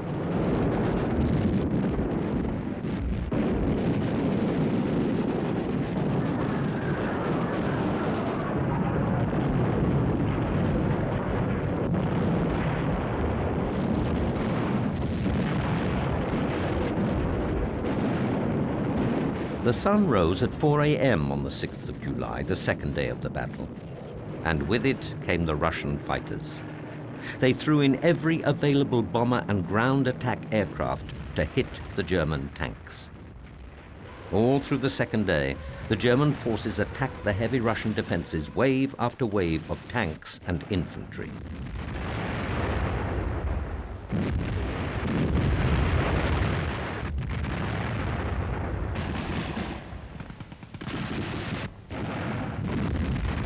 In the south, despite the Russian efforts, the force and might of the German attack tore a gap in General Schietjakov's army, and through this gap, von Manstein threw his reserves. In the north, two of the SS divisions clawed their way forward to gain almost 7 kilometers. The reserve armies were brought up to the front to increase the effort for a big breakthrough. Model had originally planned to hold these until the final drive into Kursk, after his infantry had broken through Central Front's defenses. But seeing a gap beginning to open, he changed tactics and committed the major elements of his armored forces.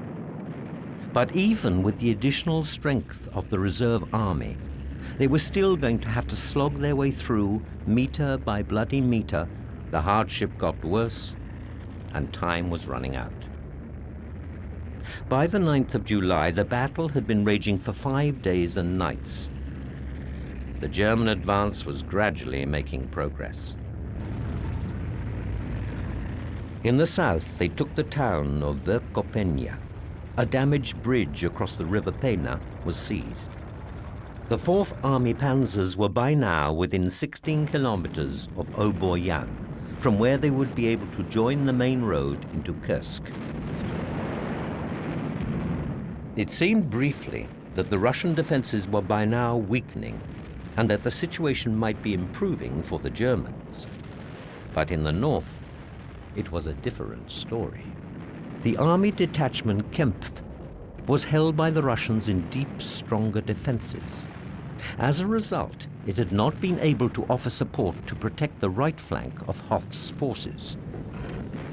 Hoth, unable to make any way northwards, had switched his thrust east towards the village of Prokhorovka. With the assistance of Stuka dive bombers attacking the Russian ground defenses from the air, Hoth's crack SS Das Reich, Adolf Hitler, and Totenkopf divisions captured their first objectives.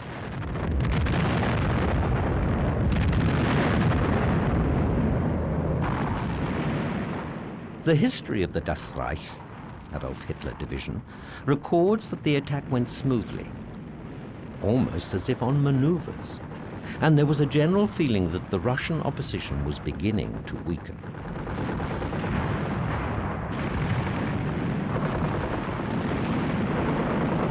The road to deploy had been cleared by 20th Panzer Division, but losses were mounting heavily on both sides.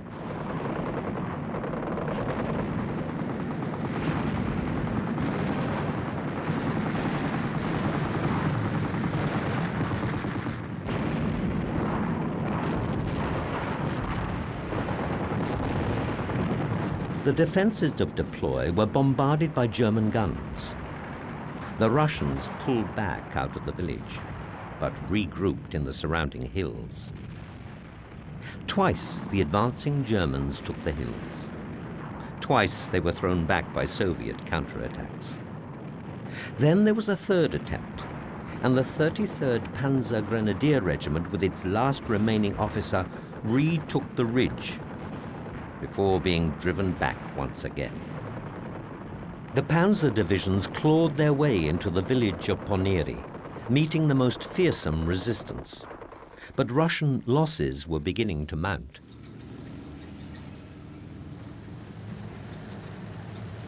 By the night of the 11th of July, the German forces had driven a bulge into the Russian front. Despite the tremendous efforts of the Russians, both on the ground and in the air, it looked as though they were once again in appalling danger. Zitadel had reached the moment of decision, and the massive German breakthrough might come at any moment. That night, however, it was to change. Zhukov released his reserves. A confident and fresh new army, with full ammunition bays. The next day was to bring about a battle that would fly clean in the face of German tactical doctrine. That in a blitzkrieg offensive, the purpose of panzers is to exploit an enemy weakness, not to fight tank versus tank. The Germans in the north brought out every tank that would run and began their final drive. The Russians had drawn on every reserve they had, regardless of the situation elsewhere. The main Russian battle tank, the T-34, faced heavier German equipment with the Tigers and Panthers. But whilst the German tanks could outgun the Russians, they were slower, and their half-empty fuel tanks could be set afire with ease. The T-34s were faster, more maneuverable, and more numerous. Both sides were ready and eager to inflict the heaviest damage possible on the enemy. Through the hot morning of the 12th of July, the two mighty armies closed on each other for what was to become one of the most terrible armored encounters of all time.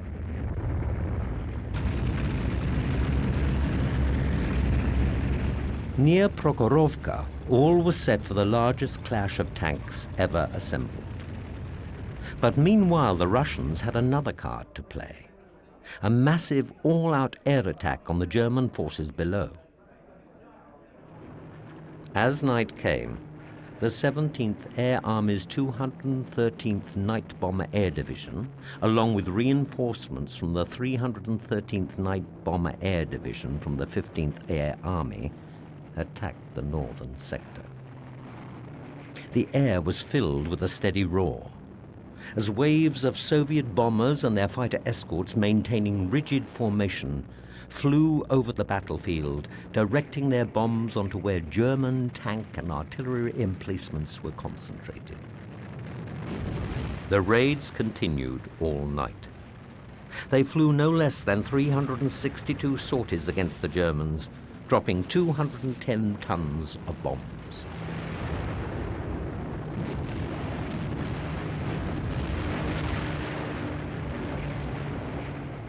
On the ground, the Russian batteries also continued throughout the night, pounding away at the German forces.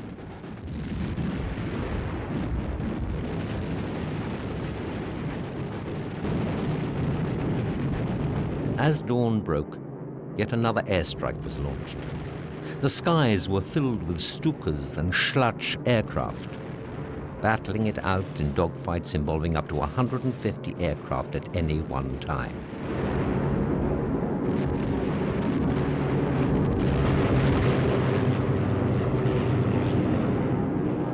The fighting became increasingly more ferocious on both sides as the bombers and their escorts battled their way across, to and from the targets, harassed all the way by enemy fighters. One Luftwaffe pilot, despite having to force land on 5 separate occasions, managed to score an amazing 12 victories. Another scored 11. Air superiority was definitely in favor of the Luftwaffe. The Russian aircraft losses were enormous.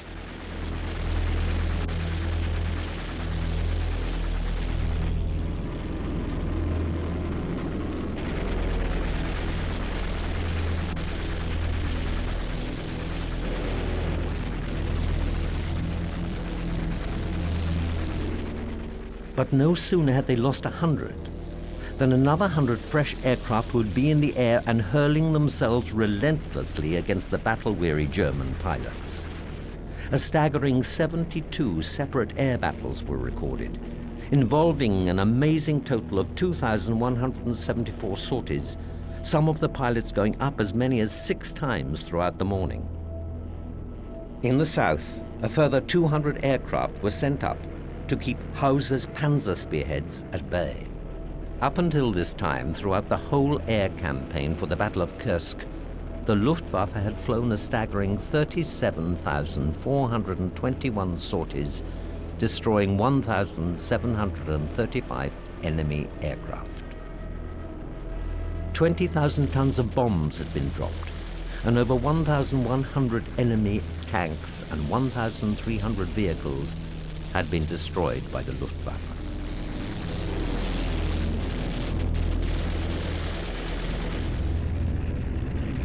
Coupled with the concentrated fire from the artillery, these attacks held the tank battle below at bay.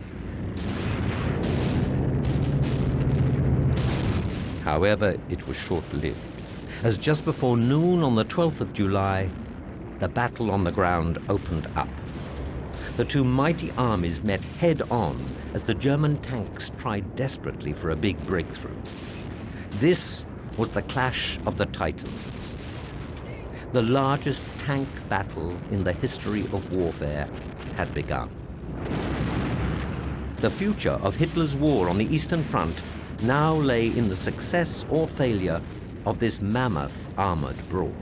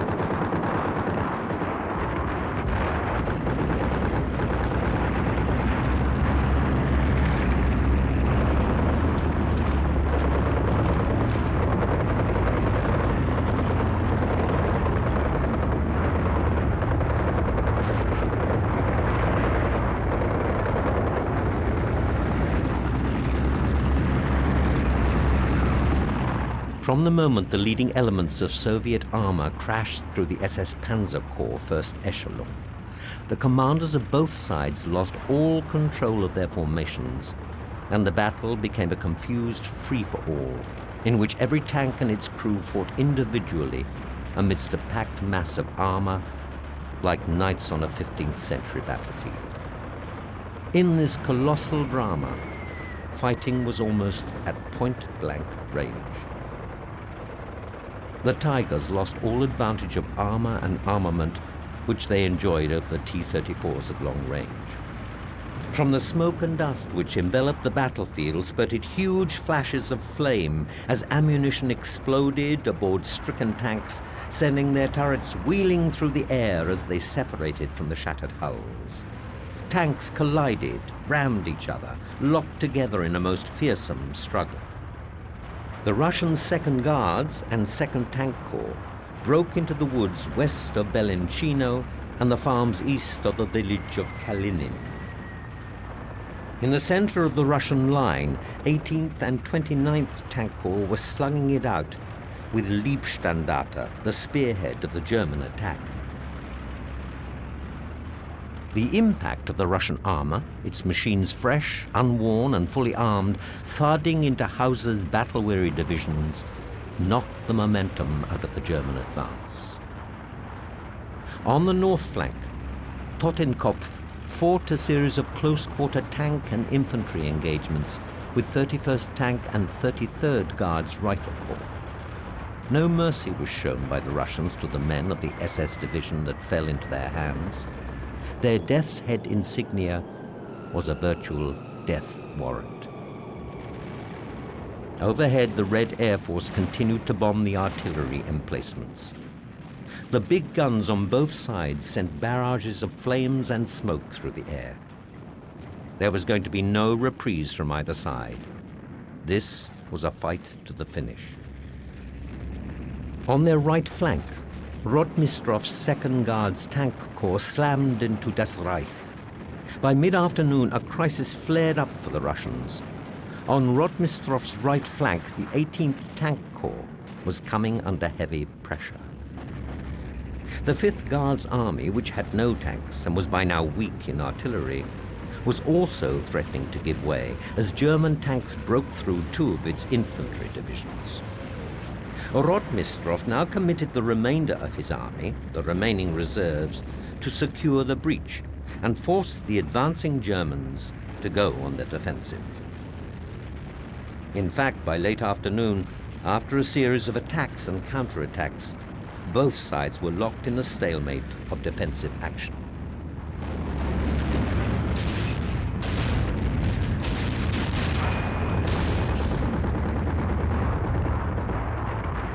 As the darkness of night fell over the battle, the rocket barrage continued, screaming through the skies in huge ripples of flame.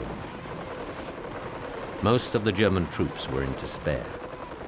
Their hard-earned expertise was proving near useless in the chaos of close-range battles.